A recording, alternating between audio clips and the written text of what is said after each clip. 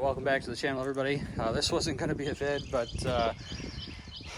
it's turning into one. So one of the issues with the Silver 330 Ci is driver's side window does not work. So I figured it just needs a regulator and motor. It's pretty common on these things. Had a spare one laying around, so got the door panel off. Could tell someone's already been in here. You see that's all ripped, missing some of the tape, butyl tape. This is ripped, duct tape. Also, this was hanging out from underneath the door panel. It goes to the speaker, so definitely somebody's been in there. And then we see that this door harness was already opened up a little bit. And then we come in here, and this is the harness for the window regulator. And we can see someone's definitely been in here before. There's all kinds of back probing going on here. Someone who didn't know what the hell they were doing, to say the least. So I just want to show you a couple things, what I've gone through diagnosis-wise before. We can also see things have accelerated a bit here, and we'll get to that in a minute. All right, so first thing I did, I have a spare harness here from the green turbo car. So I just made a little pigtail, and you can use the old drill battery. These ones are nice because they are labeled battery positive and battery negative. And the way the window works is one direction is up because there's just two wires, and you reverse the polarity and it goes down. So if I take this and I now ground it, you hear the window going down. My big hand's in the way so you can't really see it, but you heard it. So then if we take this switch around, ground the blue one, and then we go back up. So we know our regulator works. Then I thought, well, maybe our switch was bad. Took the console apart and took the switch out of the black car, and no change. Just to verify that we didn't have two bad switches, verify that this one out of the black car worked that window just fine. And then I put the old one from the silver car in the black car, and the up worked, but not the down on that switch. So the switch itself has a problem. But putting the good switch from the black car in here is not working. Okay, so we're gonna follow along with what the previous monkey did in here and test for power, but instead of back probing and splicing open all the, we're just gonna probe the actual connection. We're gonna hit our switch, and we got power. So that's on the blue wire.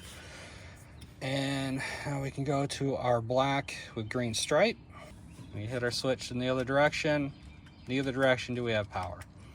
So we know the issue is with this wire, the black and the green stripe.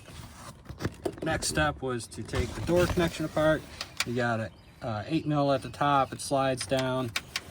You got a little pull tab here. You can just get in with a screwdriver, pop this up, and you might have to work a little bit. You know, these things have been on together for 20 years and they don't always want to separate, so just be careful. And it is brittle old plastic. There we go. And we can see on the back side here, we got our blue wire and our black with green stripe. I know it's not focused too well for you guys, but that in turn translates in here. I don't know if you can get in here, but on the right hand side there's two flat blades. Those are the power windows. Again, we'll just hit it with our back probe. We know the green one should work fine because we had power right at the connector at the window regulator, and sure enough.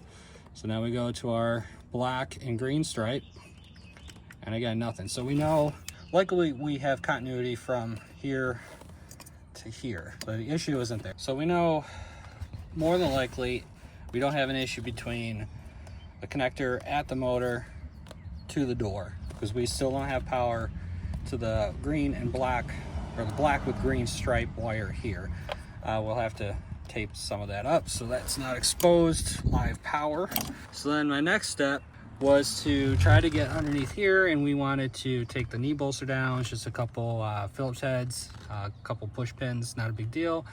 We have this weird, what I think is a radar detector So I got that running through, going back under here behind the HVAC. Then what I noticed, we got these red and black wire down here. The black is tied into a ground up there. You see the blue connector. I have no idea what these are.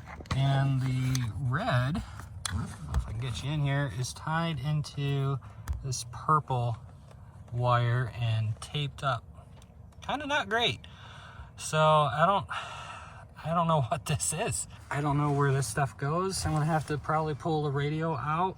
Maybe we'll pull a glove box out on the other side and see if this stuff comes all the way over. It doesn't come through the firewall as far as I remember. We had, you know, the whole intake off and never saw the stuff. So we got something, small gauge wire taking power from an ignition source. So all this just to fix the stupid window regulator. And then we're also missing the lock rod on this side. I've got a spare one. And again, you can see someone's been in here and it's missing. So I'm gonna have to monkey around with that. But yeah, I will bring it back once I find out some more. All right, you can see we got the radar detector out, the harness. This wrapped from the driver's side of the car all the way over to the passenger, into the firewall, across the engine bay, and down into the bumper. Now there is still the actual radar sensor in the front bumper we got to take out. I'm going to wait until this thing's back up in the air to get that out. But in the meantime, we're still trying to figure out this situation with the window. If you remember, we do have a working regulator. I got the door panel sorted back on. I ordered new door trim clips because they're busted. But we know the window itself works. We've got a good switch that we've tried. We know that's good. So basically that means that we don't have power on that one line at the junction at the A pillar over here. That then runs over underneath the dash to the GM5 module, and that's what gets a signal from the switch and sends the load over into that black wire with the blue stripe. So instead of trying to trace the wire all the way through, see if there's breaks, as you can't see, a lot of it's up behind the dash. From what I can see, it looks okay. I don't see any major damage. We're gonna do something which I generally don't recommend, and that is just to throw parts at it. In this case, I justify in the sense that these cars are known for GM5 module issues that can affect windows, also central locking, and that central locking button does not work, neither does the hazard switch. Now I haven't tested those, but adding that together, common problems with the cars. I'm gonna pop in the GM5 module from the black car. So that's actually right here. It lives right in this bay here. You've got a 10 mil on the bottom of this, a little bracket that snaps into up there. If you loosen those, you got enough room to get the module out. Generally speaking, these are coded to the vehicle's options, not the vehicle itself, but what options are on the vehicle. The black car and this car have basically the same options, except for that was a slick top. This has got the factory sunroof, but for our testing purposes, it should work fine. So these are the two part numbers. The top one is out of the silver car. The bottom is out of the black car. Basically the same part number. We're gonna go ahead and give that a whirl and see if we can get the window working. All right, so we got the GM5 module all plugged in. I didn't stick it back in the hole just in case you know, this doesn't work, because it is a little bit of a pain to get in and out. But there's 3 connectors. This bottom one has a connector that slides out. This is a press and pivot. Same thing with this. So we just have those 3 connectors, and I'm probably preemptive here, but as soon as I plugged in the GM5, I heard the passenger window do the auto dip because it's open, and it was not doing that before, so that's likely going to be our issue. So let's go ahead and got power. All right, so let's see. Let's just try the back window. So we know that one worked before, and that may tell us if this GM5 module will work for what we're trying to do. And yep, that is working. And close. closing.